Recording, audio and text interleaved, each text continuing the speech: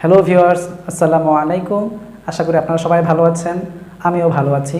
আজকে আমরা যে বিষয় নিয়ে আলোচনা করব সেটা হচ্ছে পাংচুয়েশন। ক্লাস 6, 7, 8, 9, 10, কলেজ, ইউনিভার্সিটি সব জায়গায় এমনকি চাকরির পরীক্ষাতেও পাংচুয়েশন থাকে।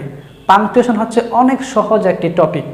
আজকে যদি আপনারা আমার এই ক্লাসটি দেখেন, আমি আশা করি পাংচুয়েশনে আপনাদের কখনোই ভুল হবে না। পাংচুয়েশন খুবই একটা সহজ টপিক।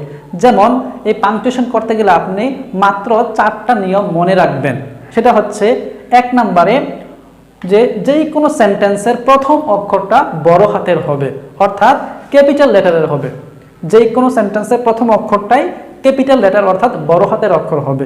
2 নম্বর কথা হচ্ছে কোনো নামের ক্ষেত্রে, অর্থাৎ মানুষের নামের ক্ষেত্রে, জায়গার নাম, বই পুস্তকের নাম, পত্রিকার নাম, দিন ও মাস, দেশের নাম, কোনো সাগরের নাম, মহাসাগরের নাম, এরকম জায়গার নামের ক্ষেত্রে সেটাও বড় হাতের অক্ষরের হবে, অর্থাৎ ক্যাপিটাল লেটার হবে। 3 নম্বর কথা হচ্ছে কোনো উক্তি বুঝালে, অর্থাৎ কোনো মানুষের কথা বুঝালে, যে সে বলেছে, উনি বলেছেন, এমন কিছু বুঝালে সেই ক্ষেত্রে আমরা অবশ্যই ইনভার্টেড কমা ব্যবহার করব। মানুষের যে কথাটা থাকবে, কথার শুরু থেকে শেষ পর্যন্ত ইনভার্টেড কমা ব্যবহার করব। 4 নম্বর কথা হচ্ছে যে সৃষ্টিকর্তা বুঝালে, আল্লাহকে বুঝালে অবশ্যই হি, হিম, হিজ এই প্রনাউনগুলো বড় হাতের অক্ষরের হবে, অর্থাৎ ছোট হাতের হবে না। অবশ্যই হি, হিম, হিজ বড় হাতের অক্ষরের দিতে হবে। পরে 5 নাম্বার হলো আমরা কি চিহ্ন ব্যবহার করব। মাত্র 4টা চিহ্ন যদি আপনি মনে রাখেন, আশা করি ভুল হবে না। সেটা হচ্ছে 1 নম্বরে ফুল স্টপ হবে, অবশ্যই প্রত্যেকটা সেন্টেন্সের পরে ফুল স্টপ হবে। সেন্টেন্স শেষ হয়ে গেছে, এখানে একটা ফুল স্টপ ব্যবহার করতে হবে। তারপরে কমা ব্যবহার করতে হবে, বিভিন্ন জায়গায় যেখানে কমা ব্যবহার করা দরকার সেখানে কমা ব্যবহার করতে হবে। তারপরে হচ্ছে কোয়েশ্চেন মানে প্রশ্নবোধক চিহ্ন ব্যবহার করতে হবে। যদি প্রশ্ন করা হয় সেক্ষেত্রে আমরা অবশ্যই প্রশ্নবোধক চিহ্ন ব্যবহার করব। 4 নম্বরে হচ্ছে বিস্ময় মার্ক, অর্থাৎ আশ্চর্য কিছু বুঝালে সেই ক্ষেত্রে আমরা বিস্ময় মার্ক ব্যবহার করব। এই 5টা নিয়ম যদি আপনাদের মনে থাকে, আশা করি পাংচুয়েশনে কখনোই আপনাদের ভুল হবে না। অবশ্যই পাংচুয়েশনে 100% মার্ক আপনি অবশ্যই পাবেন। এখন আমরা উপরে একটি সেন্টেন্স লিখেছি, সেই সেন্টেন্সটা এখন আমরা একটু পাংচুয়েশন করব এই নিয়ম অনুযায়ী। যেমন আমরা বলেছিলাম সেন্টেন্সের প্রথম অক্ষরটা বড় হাতের হবে, তাহলে এখানে হি অবশ্যই বড় হাতের অক্ষরের হবে। এখানে আমরা সেন্টেন্সের প্রথম অক্ষর হিকে বড় হাতের দিয়েছি। তারপরে উক্তি শুরু হচ্ছে he said we live in Dhaka in Bangladesh. এক্ষেত্রে ইনভার্টেড কমা এখানে হবে, যেহেতু উক্তি শুরু হয়েছে অবশ্যই ইনভার্টেড কমা দিতে হবে। তারপরে এইখানে সেন্টেন্সের প্রথম অক্ষর হয়েছে উই এর ডব্লিউটা, আমরা অবশ্যই প্রথম অক্ষরটা বড় হাতের দেব। তারপরে এইখানে একটি কমা ব্যবহার করতে হবে, অর্থাৎ ইনভার্টেড কমার আগে, মানুষের উক্তি শুরু হওয়ার আগে একটি কমা ব্যবহার করতে হবে। He said, she said, they said, he told, এরকম অবশ্যই এখানে একটা ইনভার্টেড কমা ব্যবহার পূর্বে একটি কমা ব্যবহার করতে হবে। সেন্টেন্সের প্রথম অক্ষর অবশ্যই এটাকে বড় হাতের অক্ষর দিতে হবে। তারপরে উই লিভ ইন ঢাকা, এখানে ঢাকা একটি জায়গার নাম, শহরের নাম, সেক্ষেত্রে অবশ্যই প্রথম অক্ষরটা বড় হাতের হবে, ক্যাপিটাল লেটার হবে। তারপরে বাংলাদেশ একটি দেশের নাম, সেক্ষেত্রে প্রথম অক্ষরটা অবশ্যই বড় হাতের অক্ষরের হবে।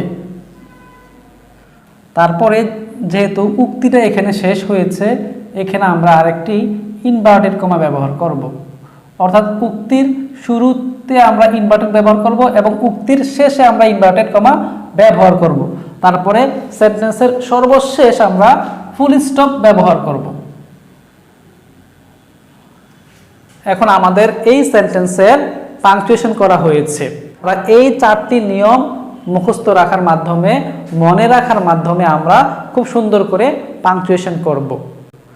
এখন আমরা 2019 সালে ঢাকা বোর্ডের জেএসসি পরীক্ষায় যে পাংচুয়েশন এসেছিল, সেই পাংচুয়েশনটা আমরা এখন সমাধান করব। ভিউয়ার্স, এই পাংচুয়েশনটি 2019 সালে ঢাকা বোর্ডে এসেছে এখন আমরা এটাকে সমাধান করব। আমরা জানি সেন্টেন্সের প্রথম অক্ষরটা অবশ্যই বড় হাতের হবে, তাহলে এখানে দা এর প্রথম অক্ষরটি বড় হাতের হবে। তারপরে ক্রিয়েটর বলতে এখানে আল্লাহকে বোঝানো হয়েছে, সেজন্য এখানে প্রথম অক্ষর সিটাও অবশ্যই বড় হাতের হবে।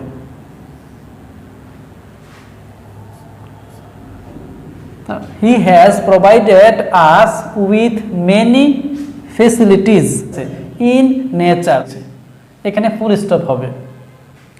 তারপরে নতুন করে আরেকটি সেন্টেন্স এখান থেকে শুরু হচ্ছে, সো উই শুড, তাই এই সো এর এসটা বড় হাতের হবে। We should be grateful to him, এখানে আল্লাহকে বোঝাচ্ছে, সেজন্য অবশ্যই হি এর এইচটা বড় হাতের হবে।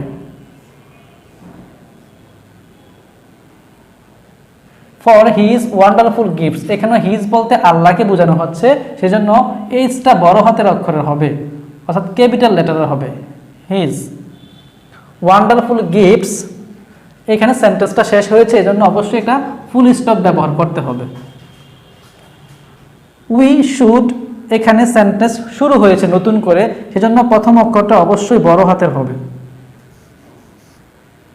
উই শুড অলসো প্রেইজ হিম, এই হিম বলতে আল্লাহকে বোঝাচ্ছে, সেজন্য এইচটা অবশ্যই বড় হাতের হবে, অর্থাৎ ক্যাপিটাল লেটার হবে।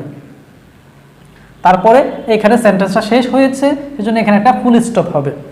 এটা ছিল ঢাকা বোর্ডে 2019 সালের জেএসসি পরীক্ষার পাংচুয়েশন।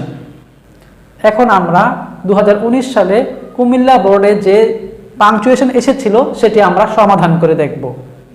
এখানে সেন্টেন্সটা শুরু হয়েছে একটা ব্যক্তির নাম দিয়ে, জামান।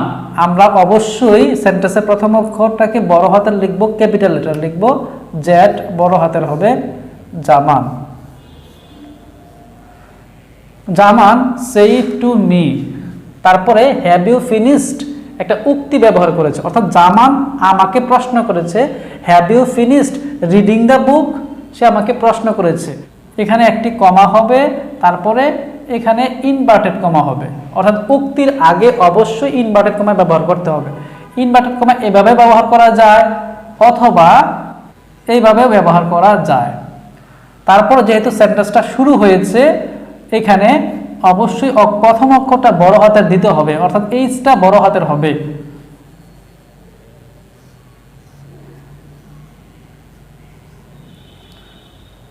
Have you finished reading the book, যেহেতু কোয়েশ্চেন করেছে অবশ্যই কোয়েশ্চেন মার্ক ব্যবহার করতে হবে এখানে। যেহেতু একজনের উক্তি এখানে শেষ হয়েছে, তার উক্তির প্রথমে আমরা ইনভার্টেড কমা দিয়েছি, তার উক্তির শেষে অবশ্যই আমাদেরকে ইনভার্টেড কমা ব্যবহার করতে হবে। এখানে আমরা ইনভার্টেড কমা ব্যবহার করব। তারপরে yes I have finished reading the book, I replied, অর্থাৎ আমি উত্তর দিয়েছি, হ্যাঁ আমি বইটি পড়েছি, পড়ে শেষ করেছি। এখানে ইয়েস, এখানে আমার উক্তি শুরু হচ্ছে এখান থেকে শেষ পর্যন্ত, তাই এখানে নতুন করে আবারও ইনভার্টেড কমা দিতে হবে। ইয়েস, প্রথম অক্ষরটি অবশ্যই বড় হাতের হবে, প্রথম অক্ষরটি অবশ্যই বড় হাতে দিতে হবে। ইয়েস দেওয়ার পরে অবশ্যই একটা কমা ব্যবহার করতে হয়। ইয়েস এবং নো এই দুইটার ক্ষেত্রে অবশ্যই ইয়েস একটি কমা ব্যবহার করতে হবে, নো থাকলে নো লেখার পর একটি কমা ব্যবহার করতে হবে। তারপরে আই সবসময় বড় হাতের হয়, আই যেখানেই বসুক বড় হাতের হবে I. Yes I have finished reading the বুক, এখানে কথাটি শেষ হয়েছে, এখানে একটি কমা ব্যবহার করতে হবে। যেহেতু উক্তিটি আই রিপ্লাইড, এখানে ফুল স্টপ ব্যবহার করতে হবে। ফুল স্টপ একটা সেন্টেন্সে শুধুমাত্র একবারই ব্যবহার হবে, তাই এই সেন্টেন্সের মধ্যে ফুল স্টপ এখানেই ব্যবহার হবে সর্বশেষ। এর আগে তাহলে কি হতে পারে, ফুল স্টপ না হয় এখানে কমা হবে, তাই এখানে আমরা অবশ্যই কমা ব্যবহার করব, ফুল স্টপ ব্যবহার না করে। তারপরে আই, এটাকে অবশ্যই বড় হাতের করতে হবে। তাহলে এটি ছিল 2019 সালের জেএসসি পরীক্ষার কুমিল্লা বোর্ডের পাংচুয়েশন।